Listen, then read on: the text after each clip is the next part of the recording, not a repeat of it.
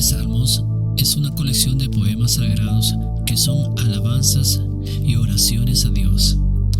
El título de este libro en hebreo es Tehillim, que significa alabanzas. Su título en griego es Salmos, que quiere decir cantos. David estaba huyendo de Saúl cuando escribió este salmo. Se encontraba en una terrible circunstancia de la vida, al escapar de las manos de un rey que buscaba matarle, al vivir en el destierro de un reino que le pertenecía por derecho divino, pues ya había sido ungido por Samuel como el futuro rey de Israel. Este Salmo 23 lo escribió en la semejanza que hizo entre su antiguo trabajo cuando era muy joven, siendo pastor de ovejas de su padre, con el trabajo que Jehová hace por sus escogidos. Así como él cuidaba de sus ovejas de los lobos, leones y osos, ahora Dios cuidaba de él de las manos de Saúl, siendo perseguido como un forajido. Jehová es mi pastor.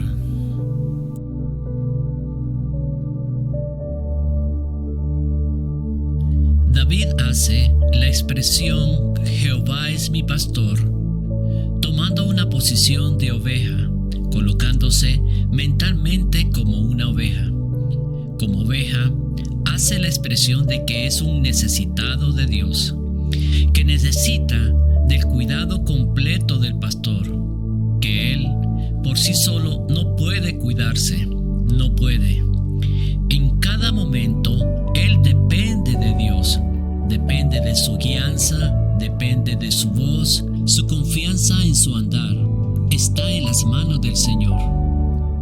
Tomando la posición de una oveja, se coloca plenamente en un lugar que es un ser indefenso, que no puede hacer nada por sí solo ante los peligros, que él, al ser atacado, con mucha facilidad podría morir por ello. Le da el reconocimiento pleno a Dios que sin él no podría sobrevivir. Lo que más anhela el Señor es que confiemos plenamente en Él. Él se goza cuando lo ponemos a Él en primer lugar.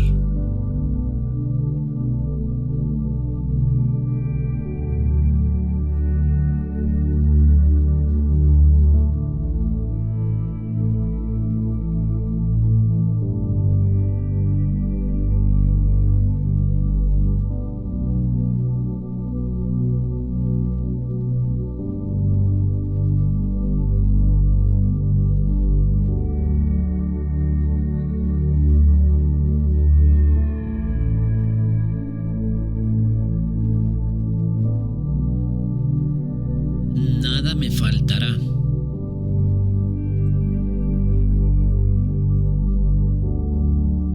Nada me faltará denota que obtendremos todas las cosas que deseamos al estar en su redil, y como Él es nuestro pastor, es su deber y a veces obligación dárnosla. Esta afirmación es correcta y veraz en cierto sentido, pero a la vez su verdadero entendimiento difiere del contenido real de la afirmación que David hace en el momento que escribió este salmo. Durante la historia de la iglesia se ha comprobado que los creyentes, líderes, apóstoles y hasta el mismo Señor Jesucristo tuvo diferentes necesidades. Pablo lo expresó en Filipenses 4:12.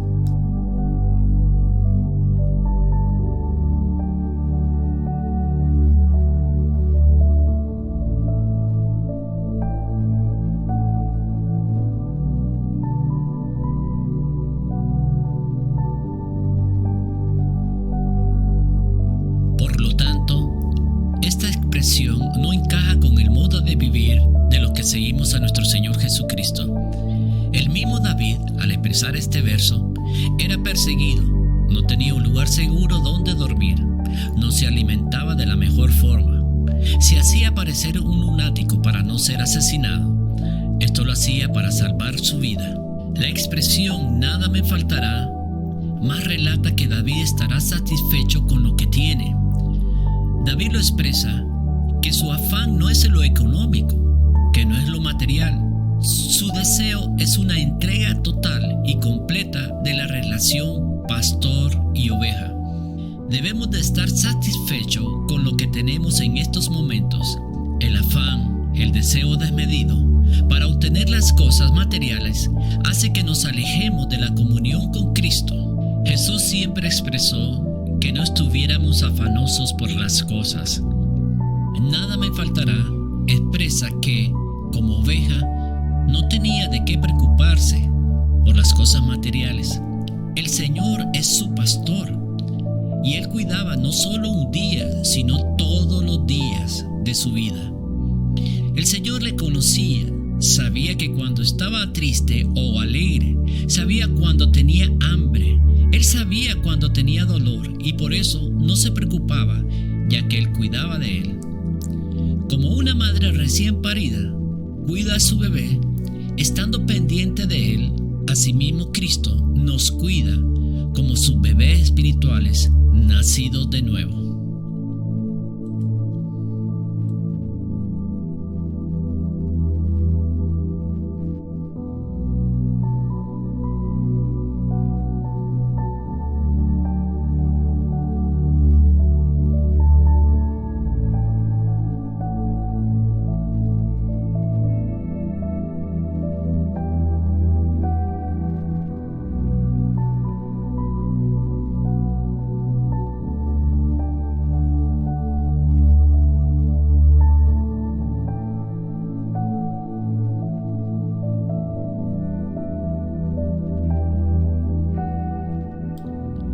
En lugares de delicados pastos me hará descansar.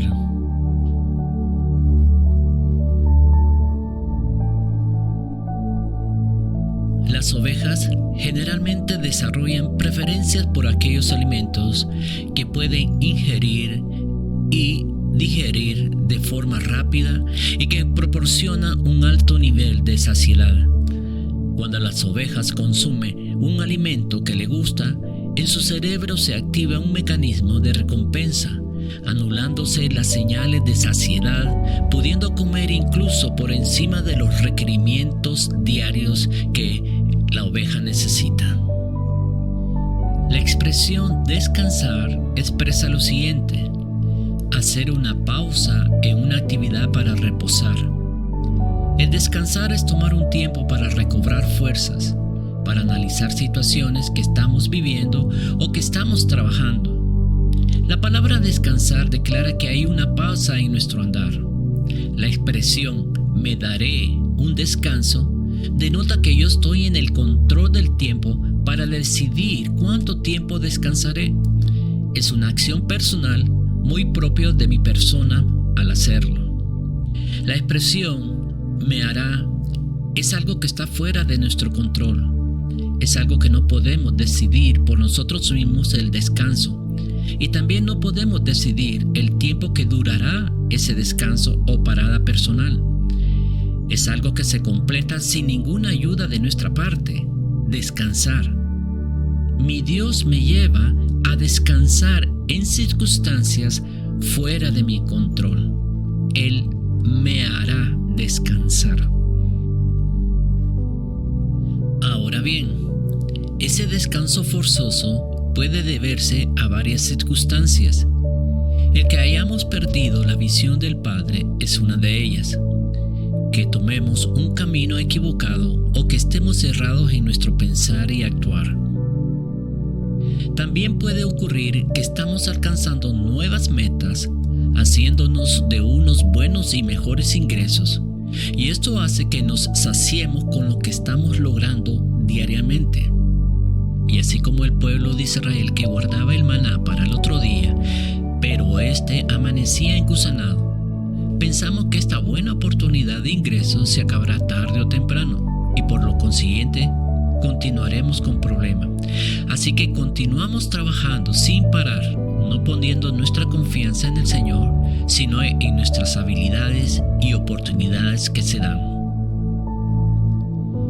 ¿Dónde nos hace descansar? En lugares de delicados pastos, verde pradera, el color verde. El color verde es un color relajante y refrescante que induce a quien lo contempla sensaciones de serenidad y armonía. Está íntimamente relacionado con lo natural, simbolizando también la vida, la fertilidad y la buena salud. En una verde pradera se está rodeado de vida y de un gran crecimiento, los animales pasteando en praderas iluminadas, soleadas y en verdor.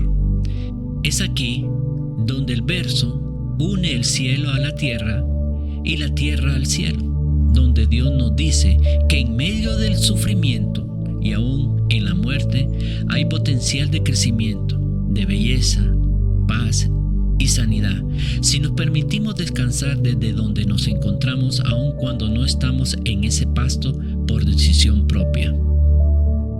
Junto a aguas de reposo me pastoreará. Aguas de reposo. Cuando la lluvia cae, riega toda la tierra. Al cesar la misma, se forman pequeños pocos de aguas. Al salir el sol, hace que estos pocos de agua esparcidos en diferentes lugares sean como espejos. Colocándonos a la orilla de uno de ellos, nos reflejamos, vemos como espejo, nos vemos tal y como andamos en ese momento. Es aquí que Dios nos muestra con la palabra en qué hemos fallado y el por qué nos hizo detener. Es a través de la palabra que nos refleja cuando perdemos el rumbo que Dios nos había trazado, pero que nos hemos desviado con nuestro afán. Descubrimos nuestro error, nuestra falla y nuestro caminar. Con la palabra viva que nos edifica, confronta nuestra vida haciéndonos ver nuestro mal proceder, nuestro mal camino. Confortará mi alma. Confortar, dar fuerza y energía a una persona que se ha cansado o debilitado mucho. Dar consuelo y ánimo a una persona para que resista en las dificultades, ya que se ha descubierto que las ovejas son capaces de sentir emociones y reflejarlas según cómo actúen, siendo estas emociones como el amor, el estrés y la tristeza. El pastor toma tiempo muy especial con aquellas ovejas que han tenido algún problema. Se dice que los pastores están muy pendientes cuando los corderos son rechazados por el rebaño. La oveja agacha la cabeza y no la vuelve a levantar, ya que se siente rechazada y muy triste. El pastor la toma en sus brazos y empieza a consolarle, cantarle, dándole leche, juega con ella y le da un nombre. Trata de hacer que la oveja se sienta feliz y muy apreciada por él, haciéndole entender que es muy importante para él. Se ha dicho que el pastor hasta duerme con ella en esos momentos. Pasado cierto tiempo, la oveja deja de sentirse triste y levanta su cabeza, y el pastor la vuelve a colocar en el redil para que se una con las otras ovejas. Cuando el Señor nos hace detenernos, nuestros sentimientos se llenan de dolor, tristeza y condenación, y también un sentimiento de culpa nos inunda. Nos cuesta volver al camino porque nos consideramos que no somos merecedores de su gracia, de su bondad y de su amor. Nos sentimos solos y desamparados, pero Dios en su amor y su gran misericordia nos fortalece, nos alienta a seguir adelante. Nos dice: levántate, yo estoy contigo porque te amo. Me guiará por sendas de justicia por amor de su nombre. Me guiará por sendas. Para trasladarnos de un sitio a otro, nos valemos de un camino. Los caminos unen a los pueblos entre sí. Ellos se abren paso por las montañas, atraviesan los valles y acortan las distancias. Un camino es una senda, pero una senda no es solamente un trayecto abierto en la tierra, sino que también una senda es un modo de conducirnos en la vida. Es la dirección que cada uno de nosotros lleva en la dimensión de las relaciones con Dios y con los demás seres humanos, la manera como tratamos a los demás. Hablar pues de sendas es hablar de normas de conducta adquiridas por Dios. Por sendas de justicia. Ser justo quiere decir básicamente estar bien o en una buena relación con Dios. El Señor nos vuelve a tomar y somos hechos justos con Dios en sus propios términos y de acuerdo a sus normas. Y Dios también provee la justicia que nosotros no podemos proveer por nosotros mismos. El Señor nos vuelve a restaurar, nos coloca en lugares especiales nuevamente, limpia nuestros pecados. Volvemos a tener comunión con el Espíritu Santo, con Jesús y con el Padre. Esa senda de justicia es llevarnos de la mano y colocarnos en el camino que Dios quiere que andemos, en el camino que nos llevará a la victoria. Por amor a su nombre es el buen pastor. Aunque ande en valle de sombra de muerte, no temeré mal alguno, porque tú estarás conmigo. Un valle es una llanura entre montañas o alturas. Han habido diferentes acontecimientos en los valles según las Escrituras. El valle de Acor fue donde una familia murió por tomar los despojos babilónicos. Eso lo vemos en el libro de Josué, capítulo 7, versos del 1 al 27. El valle de Elá es donde David venció a Goliat. El valle de Jezreel o llano de Megiddo, Elías derrotó a los sacerdotes de Baal. El valle de Armagedón es el lugar donde será la última batalla final entre Dios y los gobiernos humanos. Como se puede ver, los valles han sido escenarios de batallas y donde han existido muchas muertes. David expresa que aunque pase por situaciones difíciles, que está a punto de morir, no temerá. Recordemos que él huía de Saúl, escapando de que lo mataran. En su huida, buscaba muchos lugares donde esconderse. Temía por su vida. Sabía que si Saúl lo encontraba, lo mataría, porque Saúl no tenía temor de Dios. Aunque David sí se encontró con Saúl y su vida la tuvo en sus manos, no asesinó a Saúl porque era un ungido de Dios. David estaba viviendo momentos de mucha angustia. Saúl mataba hasta los que le ayudaban a David a escapar. Era una persecución implacable hacia él. En ese valle de muerte, en cualquier momento podría ser atrapado y muerto por Saúl. No temeré mal alguno. Haciéndonos recordar cómo David había peleado contra Goliat en el valle de Elá, un filisteo que hablaba contra el ejército de Israel, y cómo el Señor había estado con él, escribió: no temeré mal alguno. La fidelidad de nuestro Dios excede a todo conocimiento. Su fidelidad permanece de generación a generación. Su palabra permanece para siempre. Cuando leemos las promesas de Dios, vemos como una palabra que resalta permanentemente es la palabra fidelidad.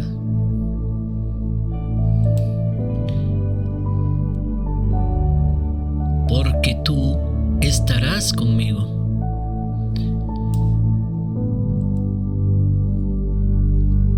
Una de las promesas más grandes que el Señor nos ha dado es que no estamos solos. Él permanece con nosotros y seguirá haciéndolo. La Biblia nos da un gran número de escrituras que nos dice que el Señor, a pesar de nuestra condición pecaminosa, que fallamos, Él continúa estando con nosotros en nuestro caminar. Es difícil muchas veces creer esto, porque en los momentos que fallamos, pensamos que Él nos abandonó, nos ha dado la espalda y que nos quedamos solos en este mundo. Nuestros sentimientos de culpa llenan nuestra mente, haciendo sentir que no valemos nada y que Dios está en nuestra contra. A continuación leemos algunas escrituras en el cual Él mismo nos confirma que siempre estará con nosotros.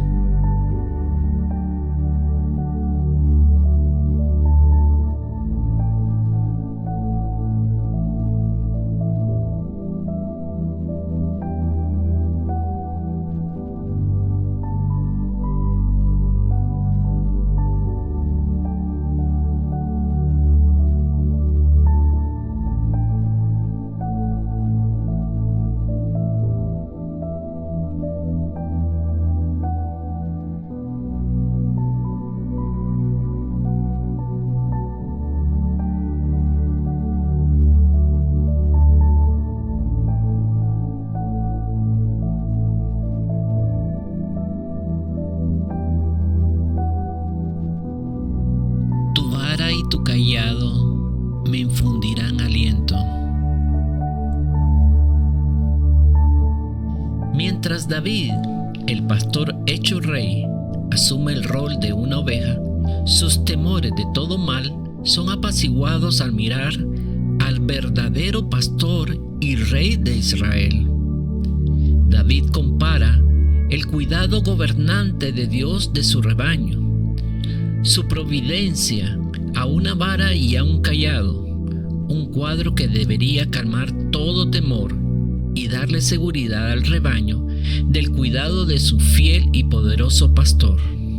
La vara protegía de los depredadores a las ovejas. La vara en manos del pastor era usada como una arma de defensa. Los pastores hacían pasar sus ovejas bajo sus varas para contarlas más fácilmente. Así es como el Señor cuidará de una manera particular a cada una de sus ovejas. La vara es asimismo un símbolo de poder y autoridad. El cayado era una herramienta de guía con un gancho en un extremo que al ponerla alrededor del pecho aseguraba a la oveja. El cayado, según la Biblia, es el de enderezar, educar y guiar a las ovejas. De la misma manera que un pastor usa su bastón para traer de nuevo al camino correcto a la oveja descarriada, asimismo Jesús lo hace con sus hermanos. La palabra de Dios es nuestro cayado, es nuestra guía. Es la palabra que nos enseña por dónde debemos de caminar. Es la palabra que nos guía cada día por el camino, en la senda que debemos de seguir.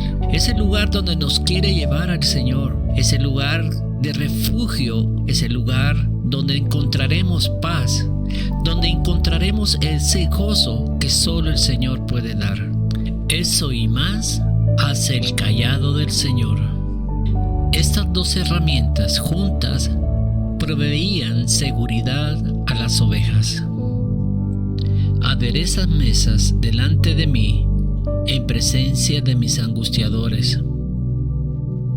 En tierra de Oriente, cuando una persona acepta a otra como su huésped, por el solo hecho de ser huésped, el anfitrión provee a cualquier costo defender a su huésped de cualquier posible enemigo durante el tiempo de su estancia en su residencia y compartir con él. En este acto se tomaba un pedazo de carnero asado y lo daba al huésped. Garantizaba que con cada gota de la sangre del anfitrión, que mientras el huésped esté en su territorio, ningún mal le sobrevendría. El salmista se sentía absolutamente seguro, pues aun cuando él tenía enemigos, él sabía que él moraba en la casa del Señor. Él era un huésped. También expresaba entonces confiadamente: aderezarás mesa delante de mí en presencia de mis angustiadores. Cuando nosotros nos acercamos a Dios con confianza, sabiendo que estamos en su presencia y también en su casa, podemos estar seguros y confiados que nada nos pasará, porque somos sus huéspedes y Él no permitirá que nuestros enemigos nos hagan daño. unges mi cabeza con aceite.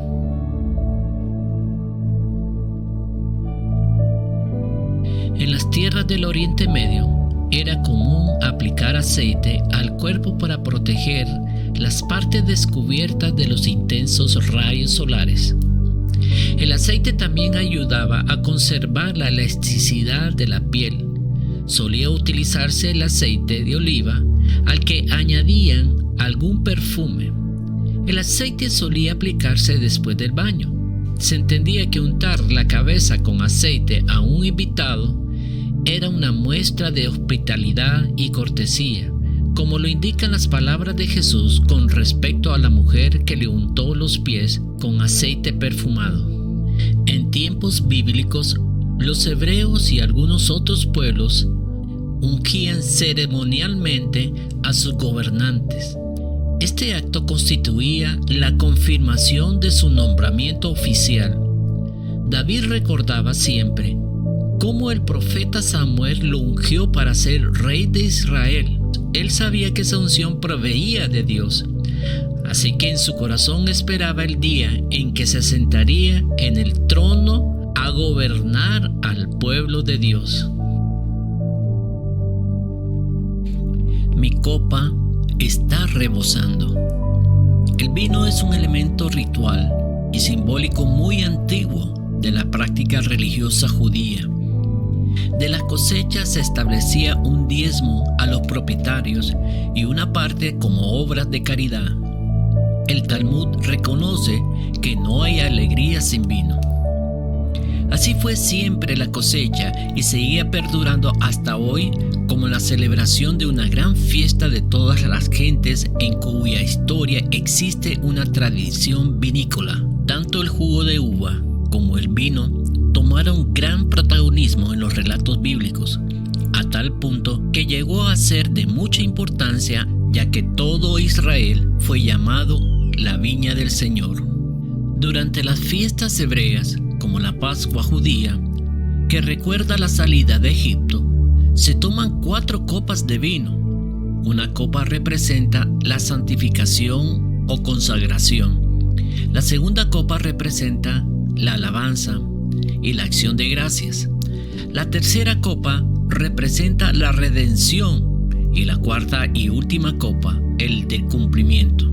El vino es un símbolo de alegría y de celebración en el día más importante de la semana y en otras festividades o ceremonias de la vida como la del matrimonio. El rey David dijo: "Mi copa está rebosando". Esta expresión es un lenguaje figurado donde la copa representa la vida de David y el líquido del cual está rebosando la copa es la presencia del Señor en su vida.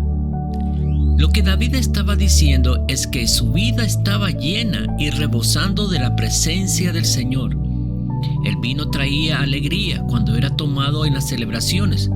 Por eso Jesús no se rehusó en convertir el agua en vino, dando a entender que luego Él daría el vino celestial, el cual nos llenaría siempre de alegría.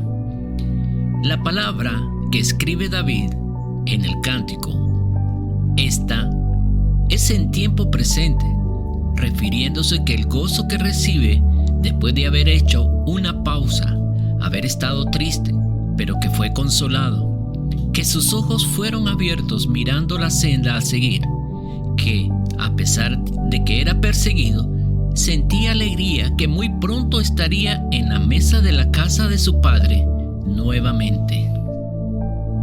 Ciertamente el bien y la misericordia me seguirán todos los días de mi vida.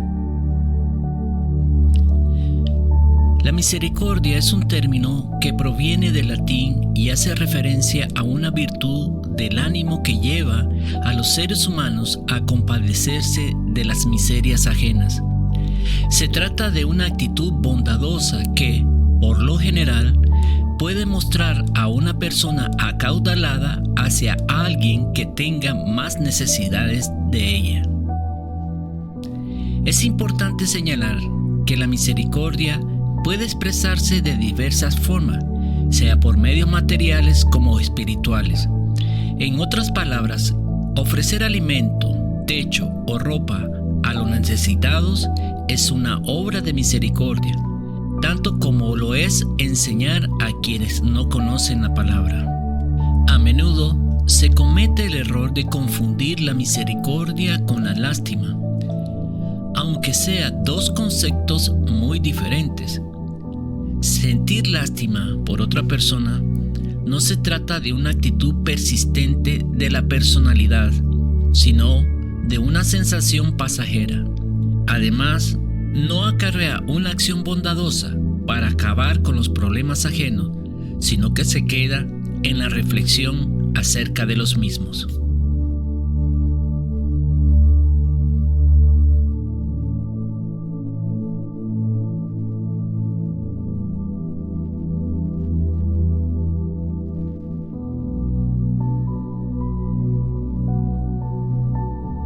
Dios es rico en misericordia y nos ha engendrado de nuevo de acuerdo a su abundante misericordia. Todos sus caminos son misericordia y verdad y van ante Él. Toda la tierra está llena de su misericordia. Su misericordia permanece de generación en generación a aquellos que le temen. Sus ojos están en aquellos que confían en su misericordia y su misericordia los rodea. Su misericordia es buena y preciosa. Es mejor que la vida. Como un padre se apiada de sus hijos, así el Señor se apiada de los que le temen. Su misericordia sobre nosotros es tan grande como la distancia entre el cielo y la tierra.